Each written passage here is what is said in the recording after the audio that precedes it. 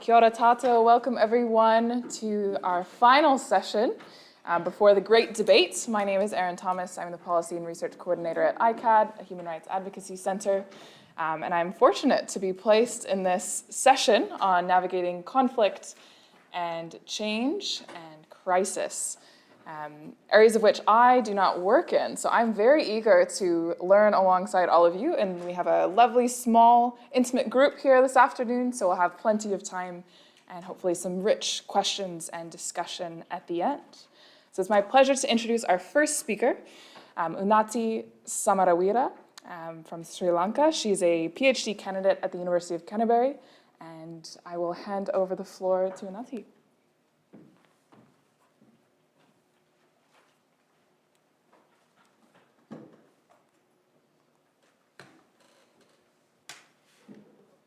Kia ora, everybody. I'm Unnati Samarawira. I'm a final year PhD candidate attached to the Department of Sociology, University of Canterbury. My PhD thesis, I'm from sociology background, so my PhD thesis explores the ambivalence of disaster resilience discourse in neoliberal Sri Lanka based on three perspectives: the Sri Lankan, the RR policy and the government, second, donors, and third, flood-affected people. However, in this presentation, I'm going to self-reflect and self-criticize myself as a disaster researcher. So the topic for today is, does local mean insider too? This is Sri Lanka in the world map, a small red color dot, that is Sri Lanka.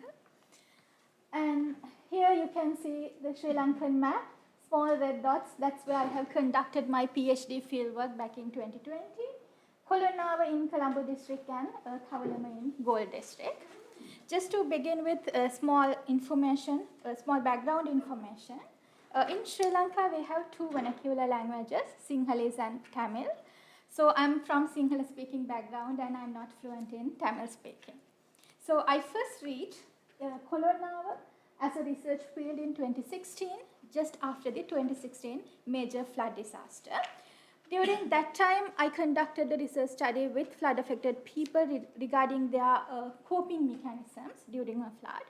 And I did not have economic capacity to recruit Tamil-speaking translator because Kolonava is an urban hub with multicultural, multi-religious, multilingual background.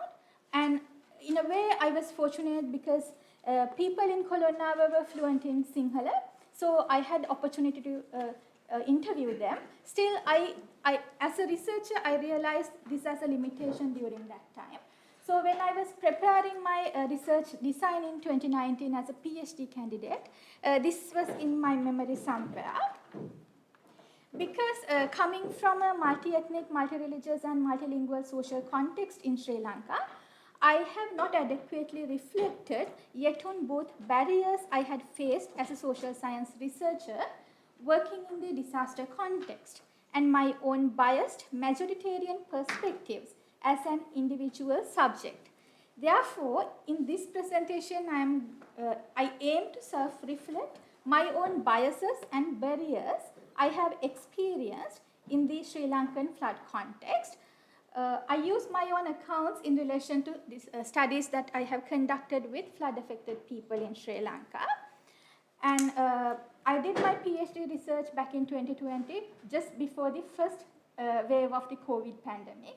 So the findings and information are based on pre-COVID and pre-socio-economic crisis in Sri Lanka. Coming from a Sinhala-speaking, Buddhist religious and Sinhala ethnic majoritarian background, I have not adequately considered how certain realities of Tamil, Muslim and other minority groups in the context could have been neglected in my engagements as a disaster researcher.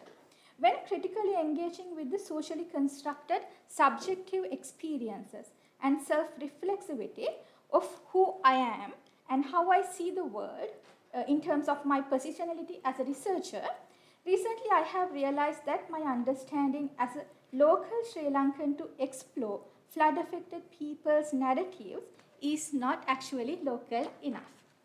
At this point, it is important to note that being a local who is speaking one of the two vernacular languages, I identified myself as a local. Yet, when I entered the flood-affected flood-affected communities, I realized I was not local enough as I was not coming from a flood-affected community where I have not had first-hand experiences in relation to a flood disaster. This new understanding further supported me to locate myself as a researcher in both flood-affected communities that I studied in two ways. First, grasping local experiences and knowledge as the researcher. Second, internalization of imperial epistemes in relation to the literature I was already familiar with.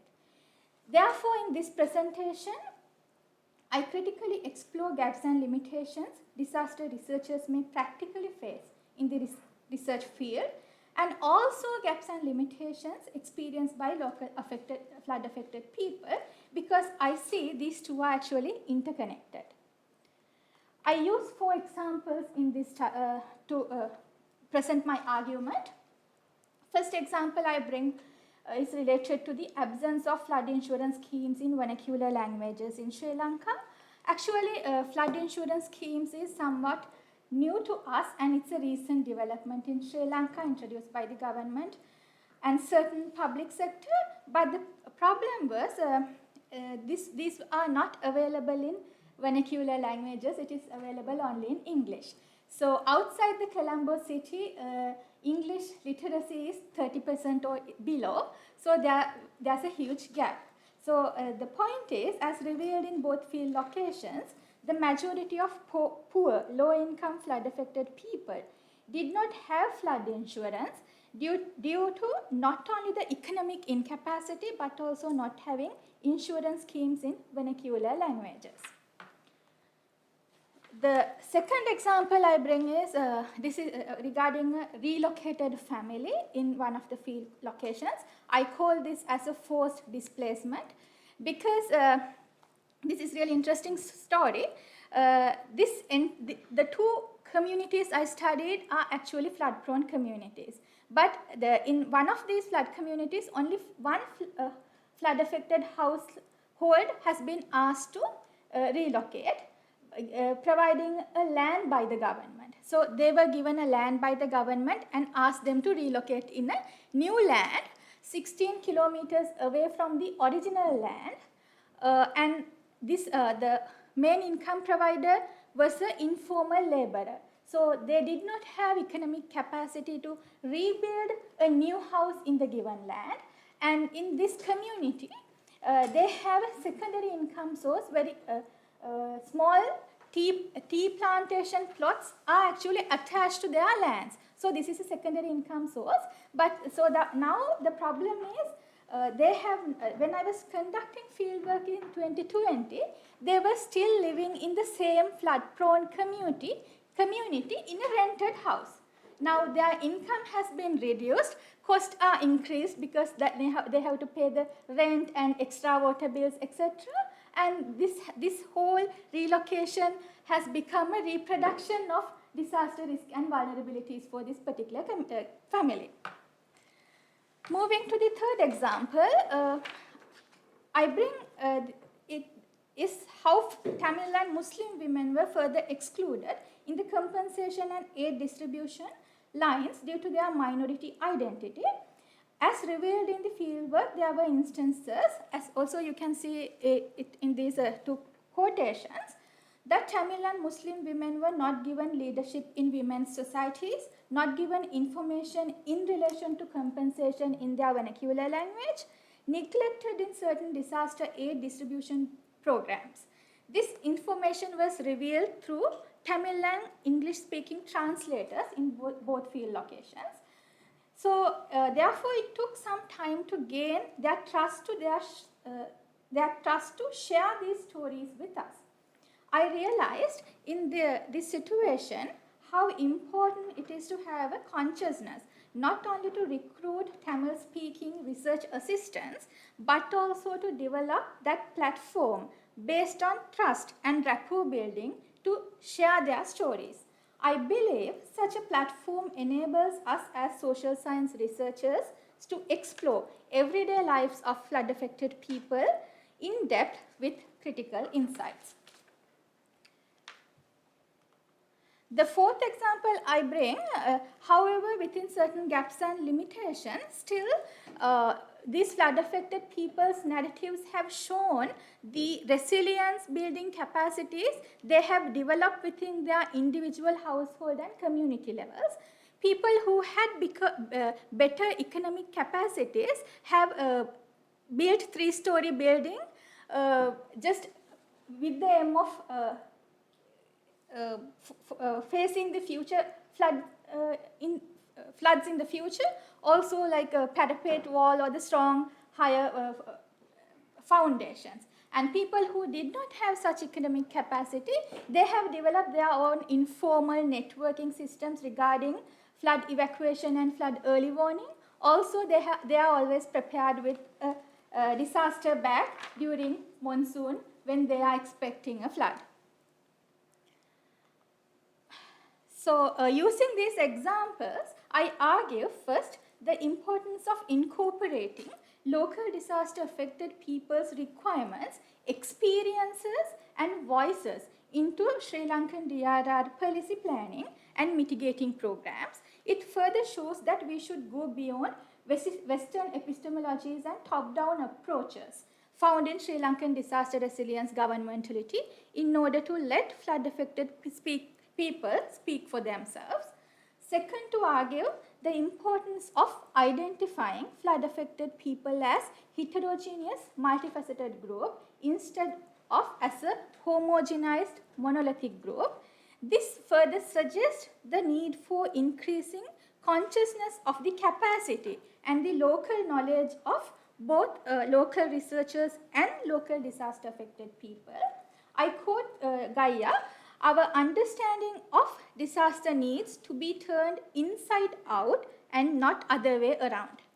Third, to argue the need for further exploring disaster context by local disaster scholars using vernacular languages and incorporating local knowledge, cultural diversity and local values and experiences while understanding local disaster affected people as a heterogeneous group. In my research study, my intuition was further exploring who uses resilience and how disaster affected people use it within the Sri Lankan disaster context. When engaging with the available scholarship, it suggested to me that it only makes sense when we understand how the term resilience has been used and how we can develop a more emancipatory ideal of resilience without limiting to the already established reductive understandings of the term.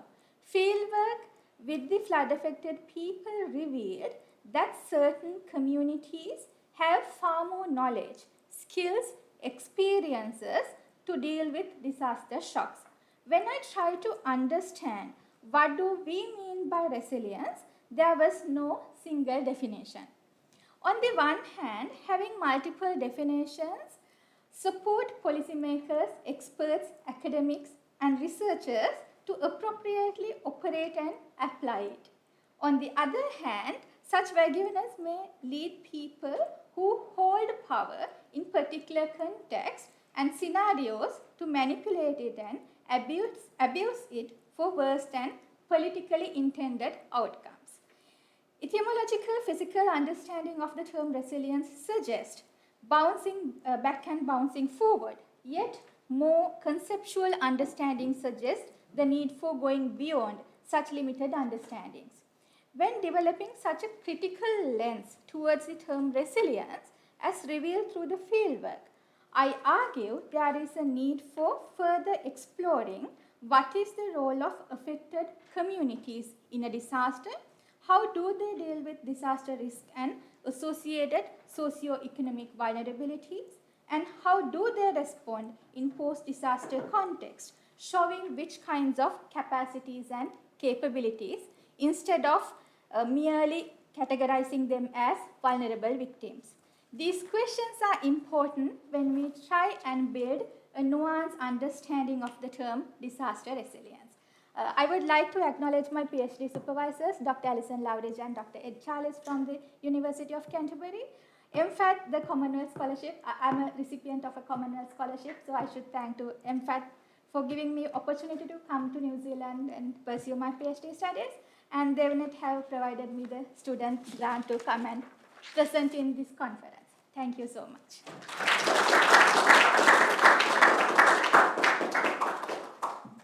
Amazing. Thank you, Unnati, for bringing us and opening us up to a critical approach to navigating conflict, crisis, and change.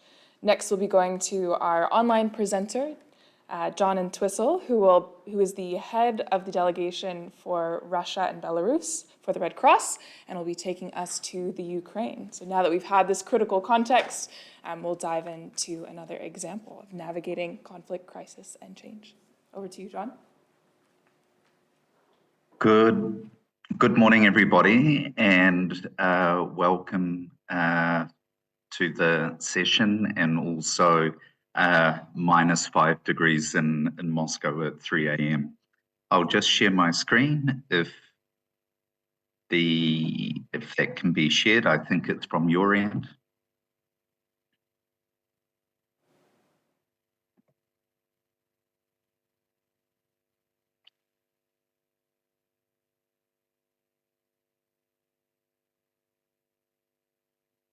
Okay, can I confirm you can see my screen? I'd take silence as a yes. Anyway, good afternoon, and thank you for giving me the opportunity to speak this afternoon. My name's John Entwistle. I'm the head of delegation for both Russia and Belarus for the IFRC. I've been with the Red Cross now and living overseas for over 20 years. I particularly enjoyed the last presentation as part of my time overseas was indeed in Sri Lanka post-tsunami and during the time of the end of the Civil War. So much of what you were saying, Unnati, is very familiar to me, especially resilience building with communities and also specifically Tamil communities and working with women. So for today, I just wanted to touch on the Ukraine crisis and the impacted countries. During February, as we know, Russia started its special operation in Ukraine. And at that time, I was based in Moscow, and we were also faced with the challenge of displaced people coming across from the Donbass into 4 main regions in the south of Russia. As a international humanitarian organization, it's the mandate of the Red Cross to respond to the humanitarian need that comes from a crisis. We don't engage in the politics, but focus specifically on the humanitarian need. So within a very short period of time, we had a large population movement both into Belarus and into the Russian Federation. Our role was to support the Belarus Red Cross and the Russian Red Cross in their humanitarian response. The main response, obviously, was centered in Ukraine and in the countries in the west of Ukraine. But as part of our role, we also had to raise awareness of the fact to the international community and within the Red Cross movement, which consists of the International Federation, the International Committee of the Red Cross, and also 192 national societies, which are members of the International Federation, that indeed there were humanitarian needs both in Belarus and Russia.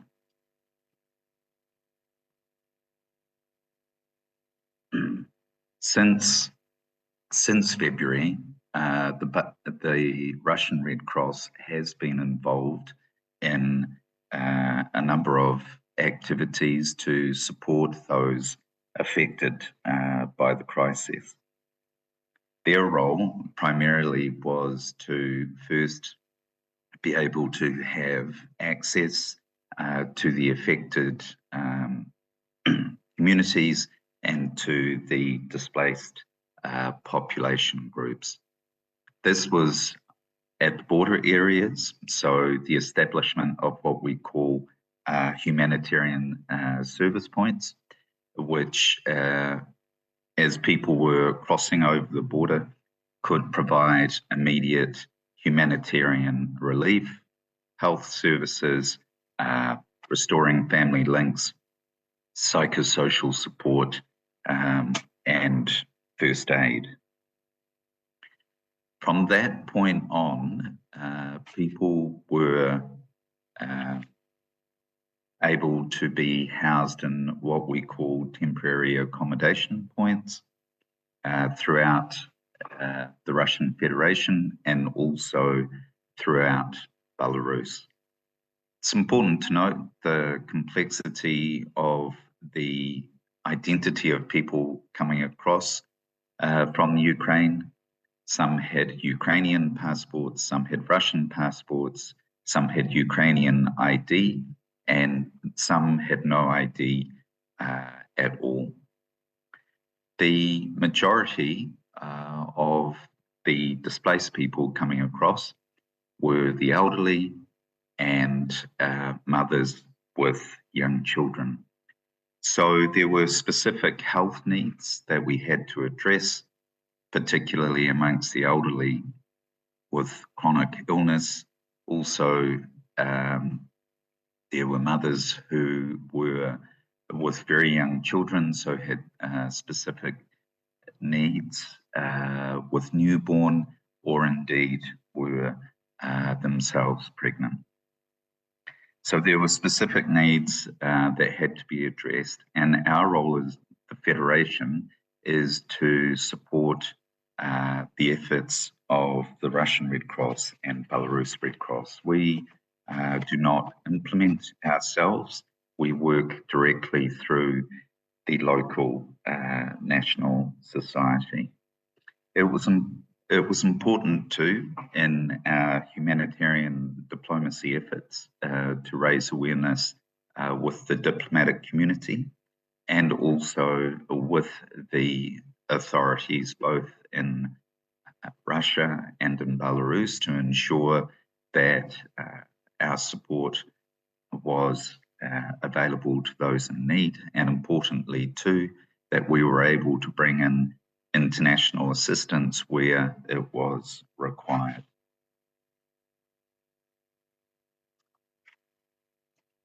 In tandem, this was also happening on the Belarus side as well, with similar activities being implemented there as well. I think it's important to note too that one of the primary forms of assistance right throughout the operation, both in the countries that I'm responsible, but also for Ukraine and west of Ukraine, is actually multi-purpose cash grants. This gives the displaced people the opportunity to determine for themselves the needs that they need to address. It gives them flexibility, it gives them dignity, it gives them choice, and the cash is distributed through a ATM card so that it's easy to top up with a repeat of the cash assistance. In some places, there was a need for shelter to be provided, but primarily in Russia and Belarus, they have existing structures that they're able to use. In both Belarus and Russia, we were able to have humanitarian service provision points right on the border with Ukraine to meet the immediate needs of those crossing over from Ukraine.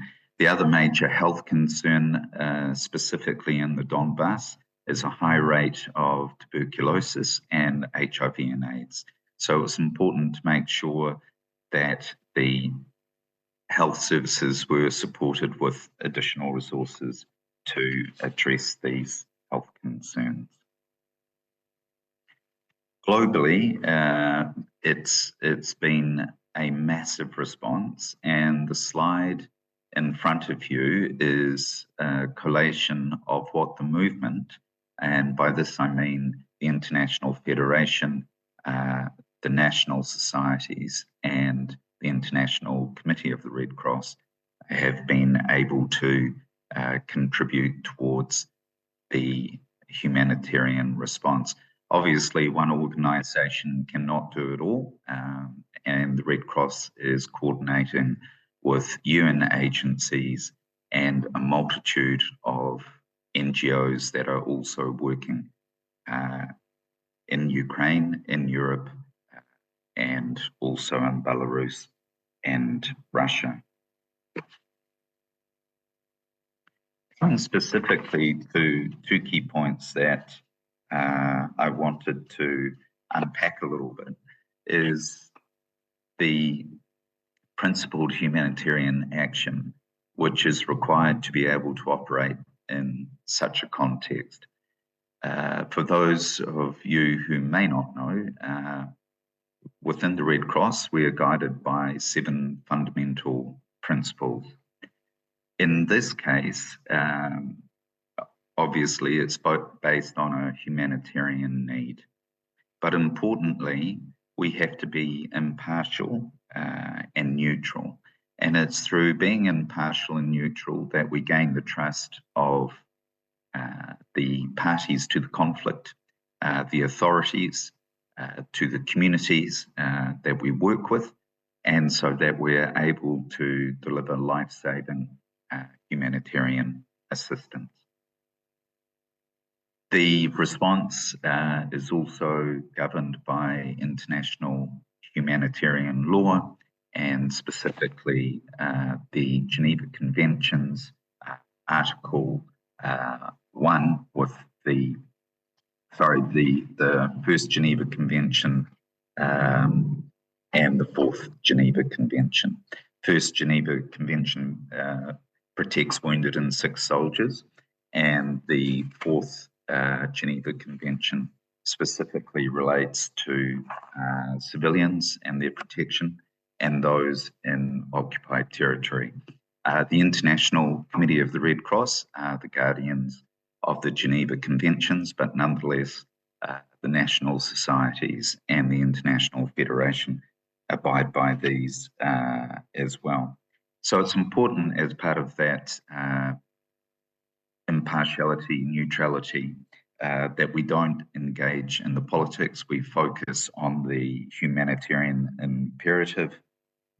We maintain a humanitarian dialogue with the authorities and also with the diplomatic community.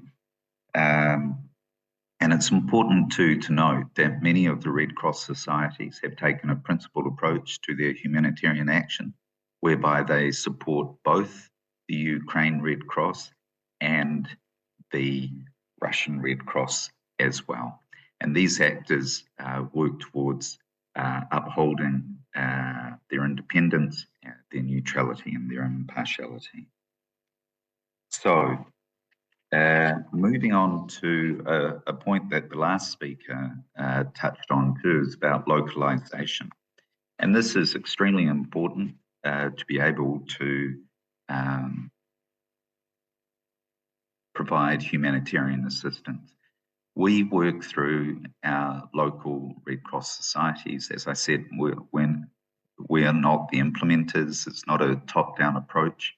We use an extensive network of local volunteers, local branches, In Russia, for example, there are over 85 regional branches and over 600 local branches. And as part of our response, we'll be working with 40 local branches who are receiving those who are from the Donbass. The advantage with this is that the branches are embedded in the local community. They have local volunteers with local knowledge and understanding and can go the last mile. Importantly, too, with localization, as I said, we use cash as a modality, ensuring the dignity and the choice to be taken by those who receive the cash to decide what needs of theirs should be addressed. As part of our localization efforts, we also engage with the community and are accountable to them and have feedback mechanisms such as post-distribution monitoring. So from a global response to a very local implementation, and this is something that the Red Cross works at all over the world. Obviously, there is a link between the global resource mobilization and the local implementation. I'll leave it there and thank you very much for your time.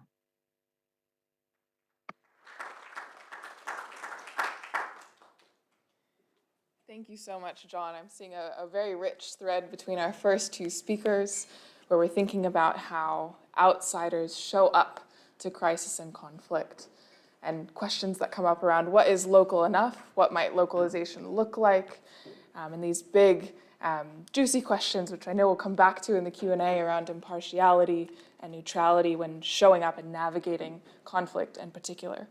But with that, we will go to our next speaker. Sorai Faleopolu Tevita is the ICT Director at the National University of Samoa, and as well as the President of the National IT Association in Samoa. Welcome to the stage as our final speaker for today.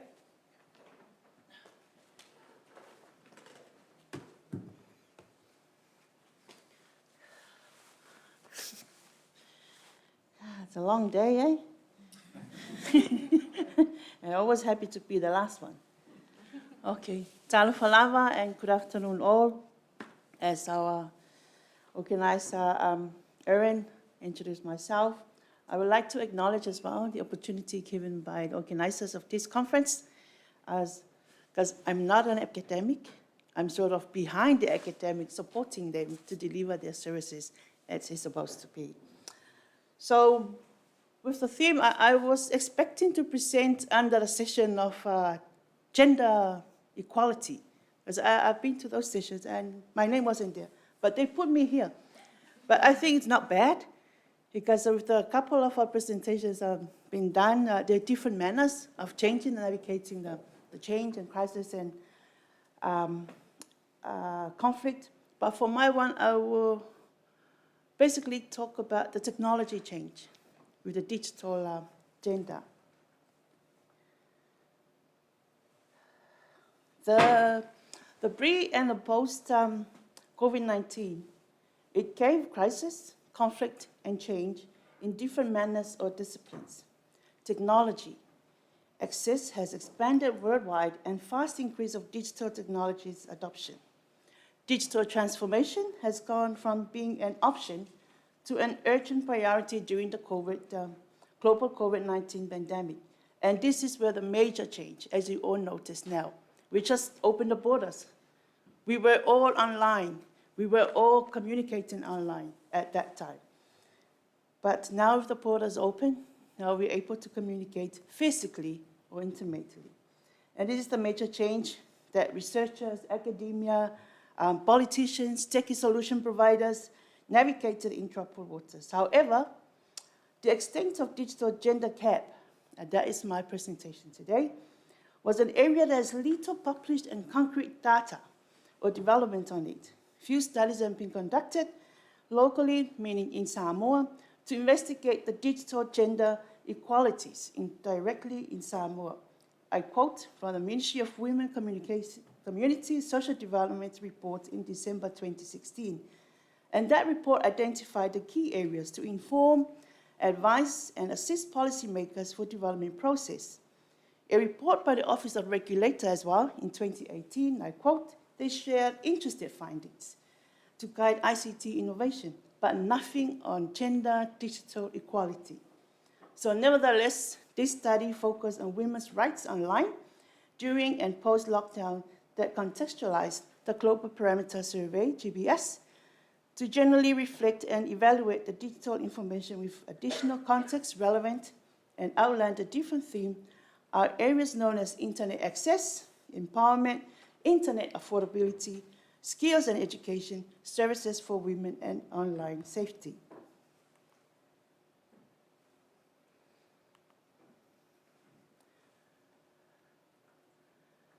So, the Pacific Digital Gender Scorecard, Samoa, Tonga, and PNG, we were chosen by the World Wide Web Foundation and the Alliance for Affordable Internet to pilot the gender audit in the Pacific Digital Gender Scorecard to help our country to assess what they need to do to overcome the gender digital divide. As we all know, that is one of the major issues and the priorities that most of the countries are given this time.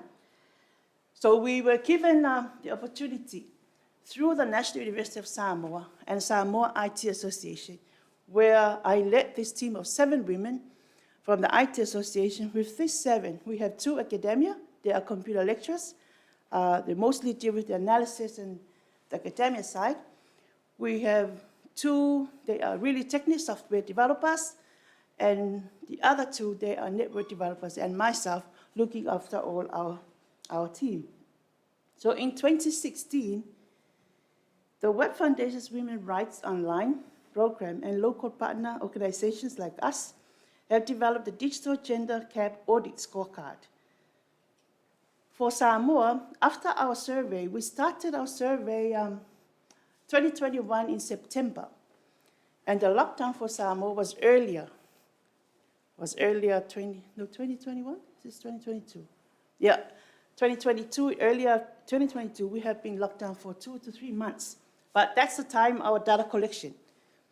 So I'll talk about more when it gets to that part.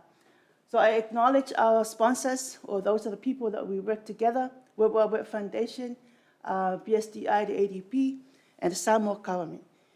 So for Samoa, they score 71%.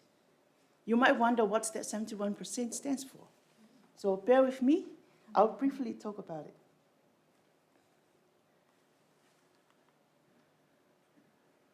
Okay. Before we go into details, I just want to show and guide you the digital gender gap audit scoring process, how we get to that 71%. We were given 5 themes. And those themes came with 14 indicators. And we designed 43 questions from those indicators. So for the digital gender gap audit scoring process, we review and score the indicators from 0 to 5, and then we calculate the country score. As I mentioned, there were 3 countries. It's us, Tonga, and PNG. What is the digital gender gap audit?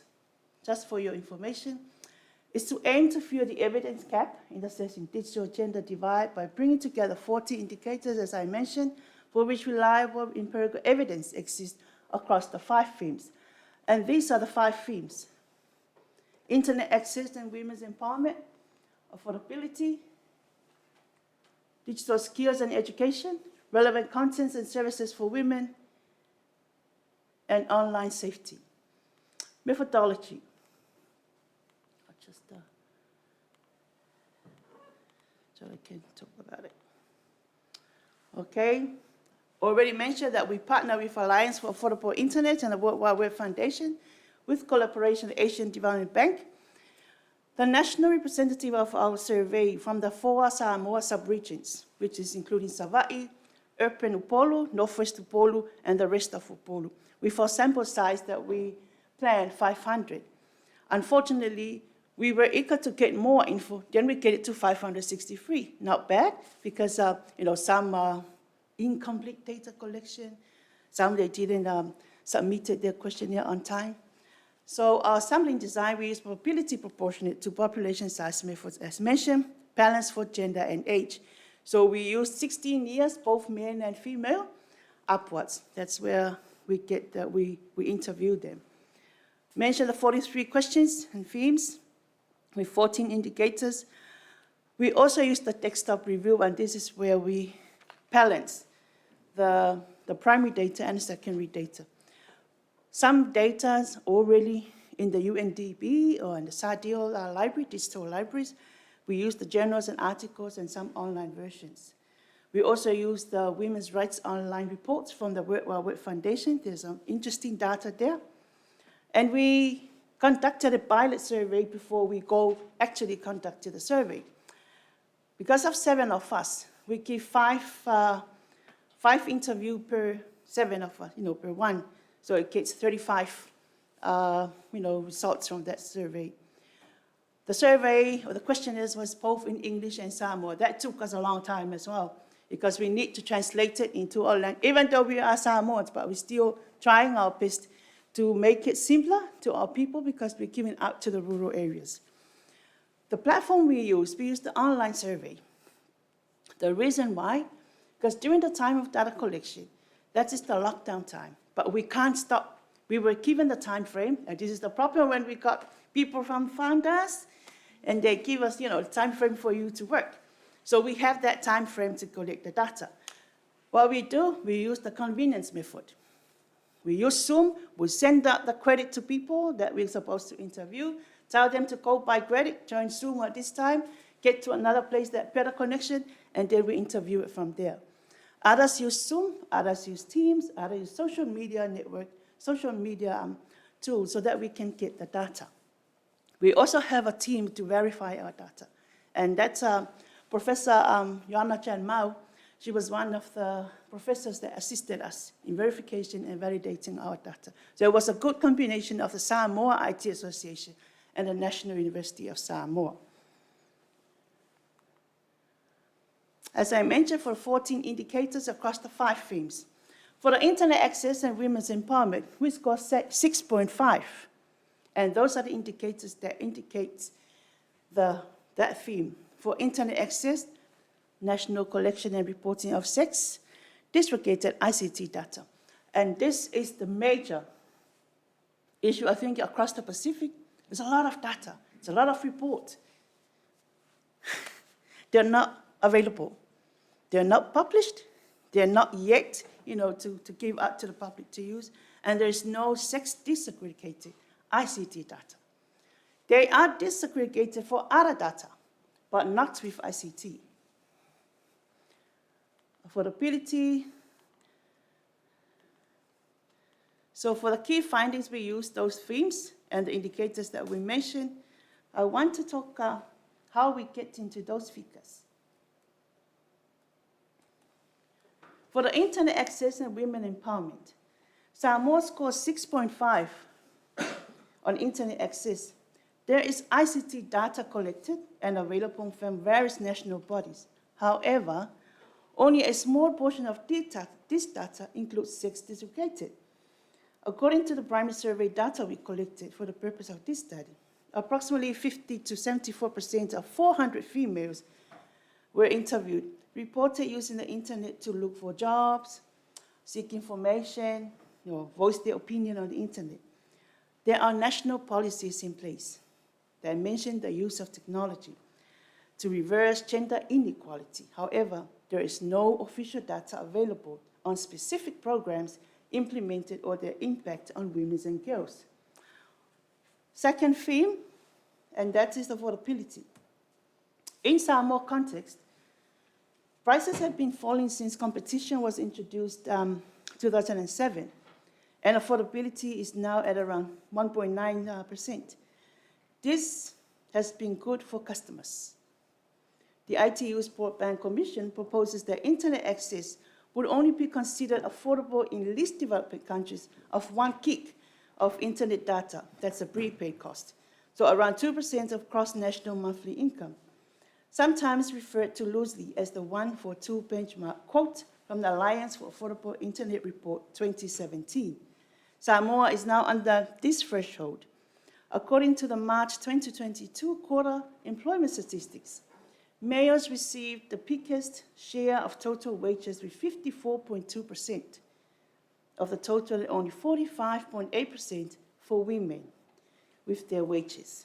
So the income gender gap exacerbates the proportional cost and affordability of the internet for women, particularly headed households. The second theme, or the third theme, the digital skills and education. And we scored 8, and Samoa scored the highest compared to the 2 countries that we use this methodology. About 70% of teachers are trained and are ICT qualified teachers in school, although a number of ongoing ICT-related workshops and trainings have been in place for teachers in Samoa. There's still some loopholes in the programs and the need to improve it, especially for women. These comprise about 30 to 40% of ICT-related research developments and projects. While 65% internet coverage is available in all schools, the percentage of schools access to the internet at secondary schools are quite low, depending on availability and limited resources, which hinders internet accessibility. The fourth theme, relevant content and services. Availability of user-friendly information via ICT about the reproductive and sexual health rights and services for women and rights. That's where we get that 7. It's a bit low, it's a bit high, but actually that is what is happening now. The Ministry of Health and stakeholders to ensure availability of updated information about reproductive. They have all the platforms, they have all the information, but they're not updated on the platforms that people can access it for their information. So that's the other problem. The Office of Ombudsman has also set up an online form where people can lodge their complaints about human rights violations, prime minister's referrals, public internet complaints, own motions investigations, and domestic violence. There is no disaggregated data of the percentage of women personally using mobile financial services, yet recently there is an increase in the use of M-Tala, MyCash platforms in Samoa. In Samoa, we have 2 big telcos, Digicel and Vodafone. So recently they provide those applications for people to use. All these things, they born or birth from the COVID-19 because we can't move around.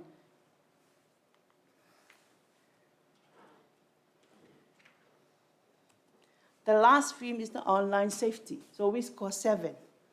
This refers to extent to which law enforcement agencies and the courts are taking action in cases where ICT tools are used to commit acts of gender-based violence. Data protection principles, including law and good practice, are currently considered and implemented so as working together with the increased awareness programs of gender-based violence due to the advocacy efforts of the Ministry of Women, Community, Social Development, government partners, NGOs, and civil society. However, hence we score 7 instead of 10, there is no online safety policy in Samoa, specifically for gender-based violence. But they used and adopted Samoa Safety Act 2013 and Samoa Crimes Act 2013, mentioning penalties against cyber on electronic offenses. So lately, I think it was October 2022, UNDP and Ministry of Communication and ICT, they conducted a workshop in digital transformation readiness awareness. It's something that born out from all these researchers, all this data that have been given up to the Ministry of Communication. They need to have a digital transformation act so that other acts or other disciplines can relate to protect our people, not only for the gender, not only for female, but also for male. So once we define the cap from those 5 themes, we also presented an action plan to close this gender gap. For the first one, empower women and girls through digital skills and ICT education. Adopt meaningful connectivity as the target for internet use. Digital skills and education mean that we integrate the basic digital literacy in school, their school curriculum at all levels, so that education to ensure the teachers receive enhanced and relevant ICT trainings. For the fourth one, increase awareness of relevant content and services. And the last action point for the last theme, review national laws and emphasize awareness.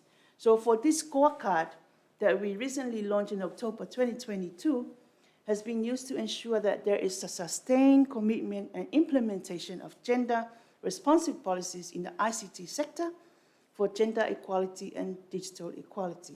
So we hope that our report, this report card and action plan will spark debate and governance policy change. Where to find our report? We have a QR code and the report is already available. And the data, it belongs to the Samoa IT Association. So if you want to use the data from this survey, you contact our president at CETA.ws, and that is me from now on. And we'd like to acknowledge our CETA executive for trusting our team to conduct this survey for Samoa. Also the World Wide Web Foundation Alliance for Affordable Internet, Andrew, Sky Samoa for providing online platform to do our survey, to collect the data. Fionga, Professor Joanna Chan Mao was here this morning for providing tips and guidance for us, and also the second resources that we used. And that is our team from Samoa. They're all IT women. There are Crown people as well, so anything to do with Crown work, these ladies can do it for you. And then those are some photos of the launching of our report with our Minister of MCIT and the VC. I'm sure you know Professor Alec Keroma. That's the VC for National University is there. Rep from ADB, Professor Yana, and ourselves. Other than that, thank you.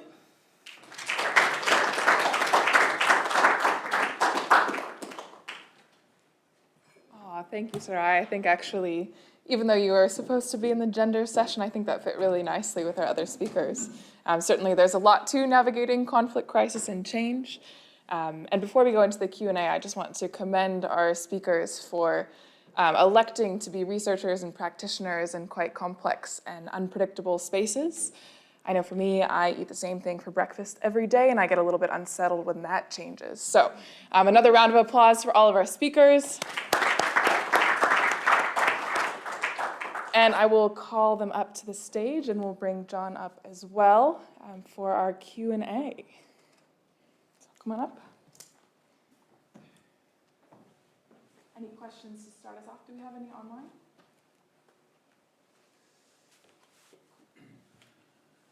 Yeah? You need a microphone? No? It's good? Yeah? No, that's cool. Project.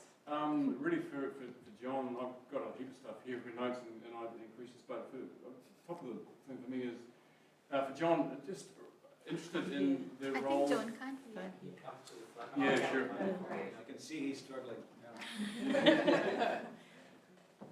Sorry, I know it's my age. Excuse me, I know it's my age, but if you could speak to the mic, Sure, would be thanks, good. John. Phil Brass here from Caritas.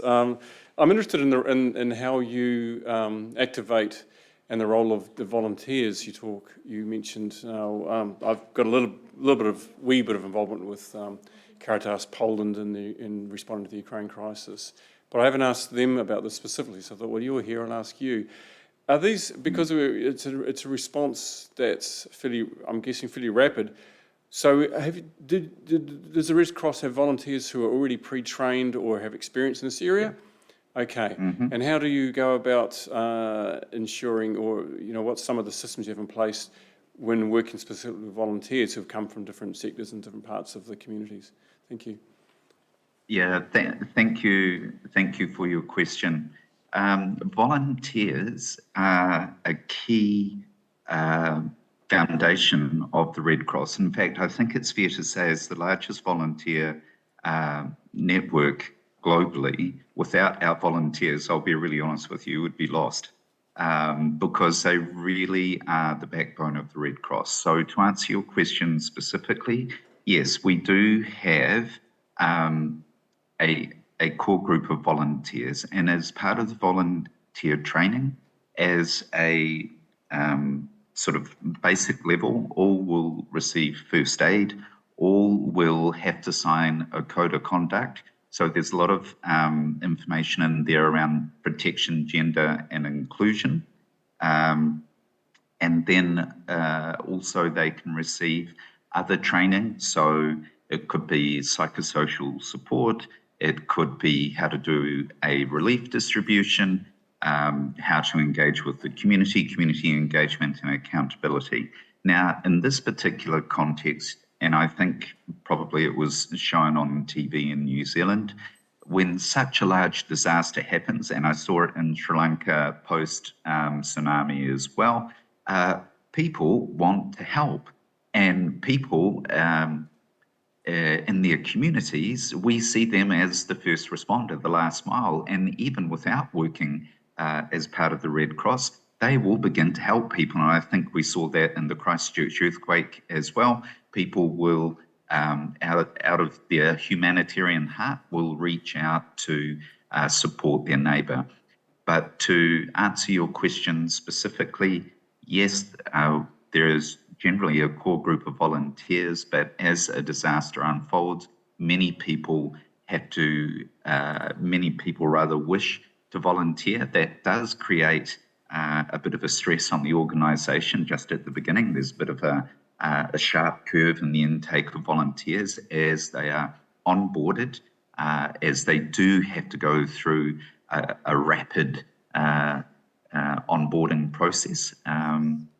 And then what we find is, in some cases, once the crisis has ebbed a little bit, then the volunteers also say, okay, that was the contribution I wanted to make at that time, and then they step back. But then others will continue depending on which specific technical area they want to contribute to. I hope that answers your question.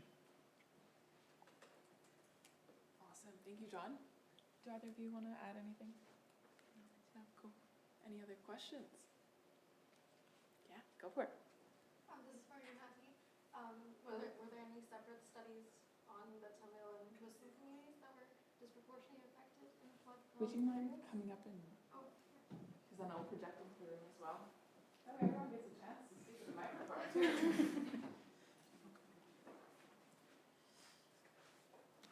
I'll do it so I can, sorry, my voice. I was wondering if there were any studies for Tamil and Muslim communities in your area that you also heard about or happened after your research in the aftermath and in the flood-prone areas, and what were the findings or anything that you learned from that? So, yeah. Thank you so much for the great question. Actually, one of the issues I found in Sri Lanka is Sri Lankan disaster scholarship is highly based on post-tsunami context. So we have a number of studies conducted after the tsunami, because that was kind of the benchmark, because even the first Sri Lankan Disaster Management Act was introduced in 2005, just after the 2004 Indian Ocean tsunami disaster. So this was probably one of the main reasons that neglecting other disasters such as flooding and landsliding, which were the main other disasters that we faced annually actually in a small scale. So I have gone through some studies conducted in post-tsunami context where they have specifically studied Tamil and Muslim communities from the northern part of the country and how the landship ownership, like women do not have the women do not have the ownership for the land because we have been in 30-year war, and there were like there was like difference of the women population and men population. So this has been a huge issue, and also this was like then during that time there was a war. Ongoing war, so like northern part and women were like intentionally excluded from the tsunami aid distribution and relief distribution. So that's my understanding.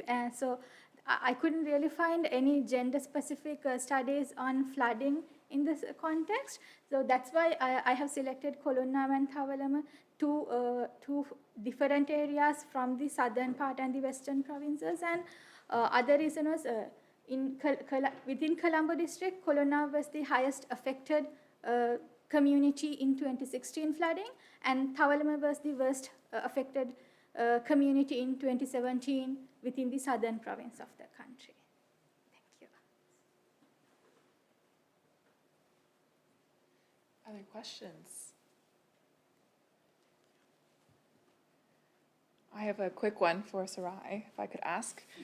Do you know about how Samoa ranks with the other countries that were involved in the study, and sort of what you take away from that as well? Yeah, as I mentioned, only 3 countries that conducted this survey. Tonga ranked 7.4, means 74, us is 71, and BNG is 56%. No, BNG is PIGA. Yeah, fair enough. Any final questions? Although I'll ask the speakers to stay up here because I have one more. No? Yeah, go ahead. Sure, come on up, come on up.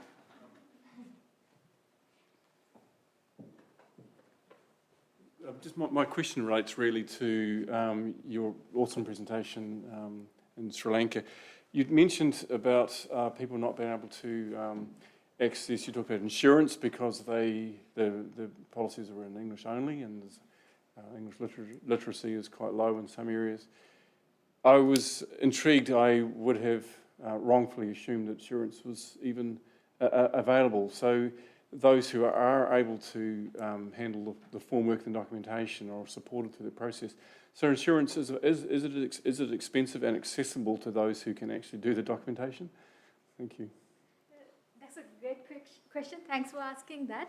Actually, flood insurance schemes are quite new to Sri Lankan context. This has been also introduced just after 2016 major flood, because 24 districts out of 25 districts faced flooding, like high-scale flooding in 2016. So until that, in insurance schemes, there was just one word included as natural disasters, but you have to pay separately and buy that insurance specifically for vehicles and the private businesses. So after 2016 flooding only, the government has introduced specific, they call it natural disaster insurance scheme that is introduced by the government. But then later some private companies, insurance companies also started introducing flood insurance scheme for flood-prone communities.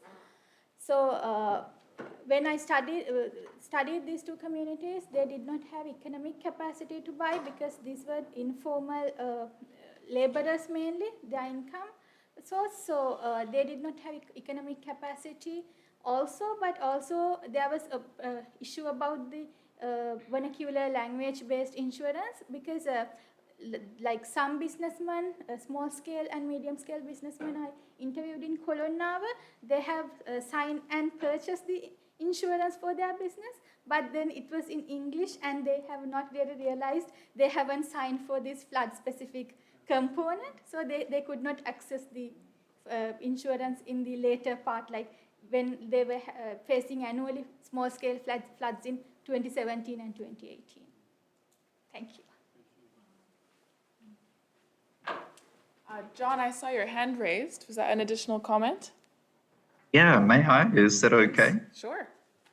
Yeah, well, first of all, it's been an absolute pleasure to present alongside two amazing women, Sarai and Onati, and both your presentations were fascinating. Just, Onati, just with the research that you did, sorry if I missed it, but did you work with any local organisations that work with strengthening resilience at a community level?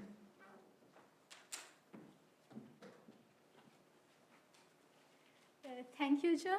Actually, through my survey questionnaires, I first collected information regarding community-based organizations within two Yeah. communities. So I came to know Women's Association in Tavalama and in Urban Development Association in Kolonnawa as a kind of key community-based organizations who supported just after the 2016 flooding and 2017 flooding. Interestingly, in the community-based organizations, there were certain resilience coping strategies that they have developed as informal connections, I would say, informal networks. It's not like really through like formal ones, but when these organizations received certain funds and I would say certain relief distribution, not the funds, but the equipment or some tools. It was more of like providing those material stuff to them rather than when it came through the higher authorities. But there were within the community, they have developed their informal network to for the flood evacuation and to flood early warning, because the people who live in the upper catchment, they are like neighbors and friends or the relatives, people who live in the lower catchment. Then when the upper catchment, when they experience some level of water rising in the river, they send a message or they give a call to the people who live in the lower catchment. So they have enough time to prepare and move or evacuate before flood occurs. What happened in 2016 and 2017, these were unexpected high-scale flooding. So it was like 12 to 14 feet high. So it was entirely unexpected magnitude. So that was the reason. Thank you. Thank you very much. And if I can squeeze in another question, sorry, I got up at 3 a.m., so I want to make the most of the session, Erin. It's okay. Sarai, I'm not sure if you're still there.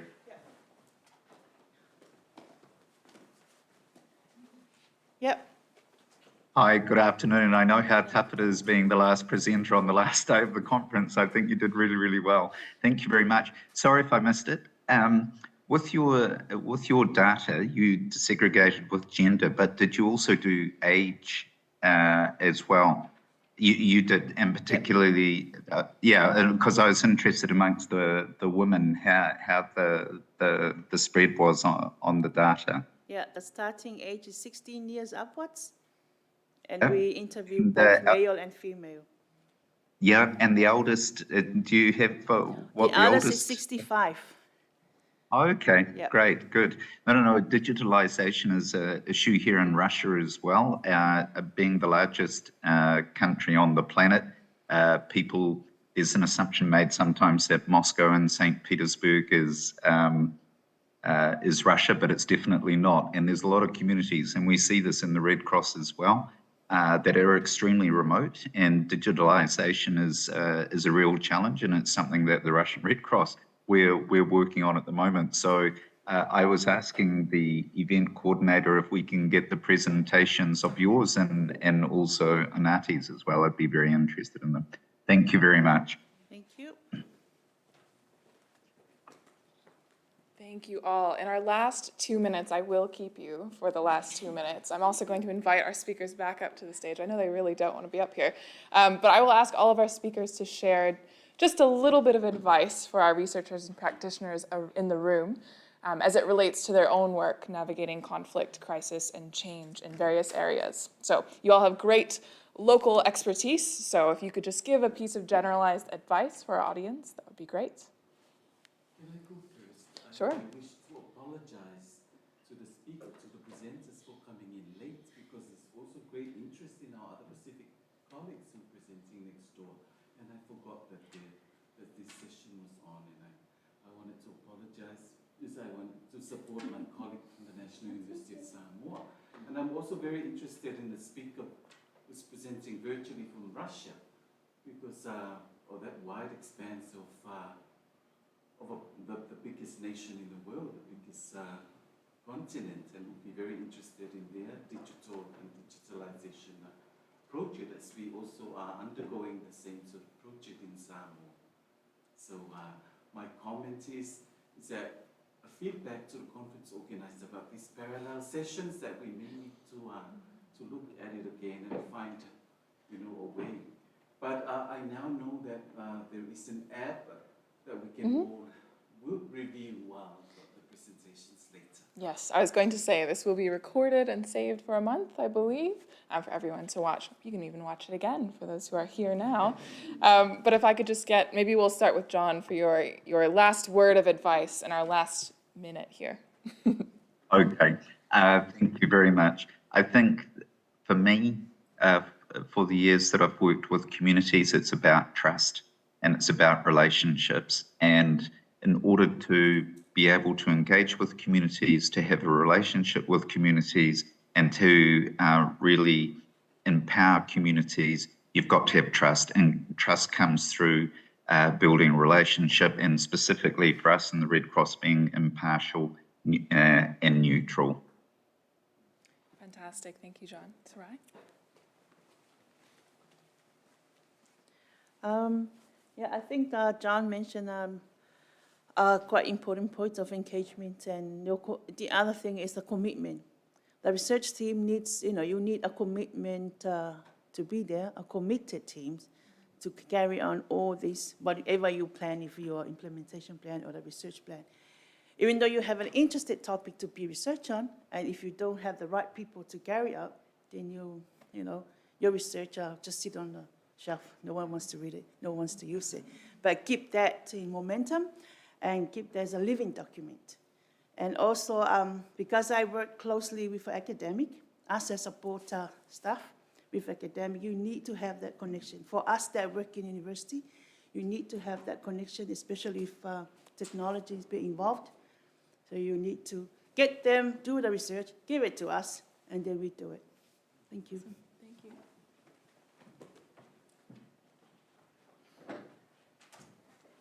Thanks, Erin, for a great question. For me, my question is actually, when we are talking about resilience or disaster resilience, we should really concern whose disaster resilience is decided by whom, because eventually we are talking about people's disaster resilience. So I believe as researchers, we should take our role seriously, and we should try to we should make sure that the voices and experiences of affected people is heard in our research. I mean, prioritizing their experiences, then bringing it into the table of DRR planning and mitigating. Because for me, it is always, we are based on a particular disaster incident and we are planning disaster relief and immediate response rather than long-term planning or DRR. So it's highly important for us to rethink, or I would say reinvent the wheel about how to particularly bring those people's experiences into our DRR policy and planning table and address it from there. Thank you so much. Amazing, thank you. And a huge thank you to all of our speakers for an amazing last session. And thank you all for your attention and your questions. And look forward to seeing you all at the great debate. Round of applause for all of our presenters.